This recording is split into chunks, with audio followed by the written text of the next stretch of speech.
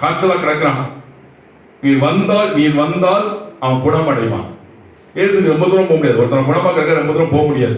அவர் சொல்றாரு, நீங்கள் அதிசயங்களையும் அற்புதங்களையும் கண்டால் வழியே நீங்க நம்ப மாட்டீர்கள், விசுவசிக்க மாட்டீங்கன்னு சொல்றாரு. சும்மா அதாவது ஒரு சின்ன சோதனை போடுறாரு. அவன் வந்து வேற்று இனத்தவனுக்கு வேற்று மதத்தவனுக்கு ஒரு சின்ன பிட்ட போடுறாரு.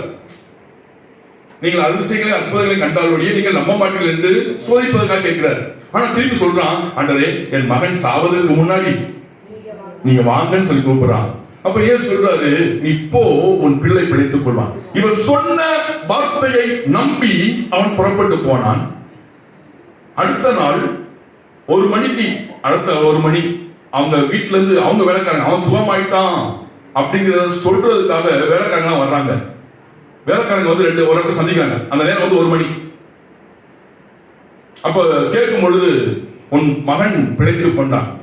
அவன் விவரமான ஆள் கேட்கிறான், எப்பொழுது அவனுடைய நோய் அவனுடைய காய்ச்சல் நீங்கிட்டு? நேற்று பிற்பகல் 1 மணிக்கு அவனுடைய காய்ச்சல் நீங்கி போயிட்டு, நீ போகலாம், உன் பையன் பிழைத்துக் கொள்வான் என்று இயேசு சொன்னதும் அதே நேரம் தான், அதே சொன்ன அவருடைய வாயிலிருந்து வந்த அந்த நேரத்தில் அவன் அங்கே சுகமானான்.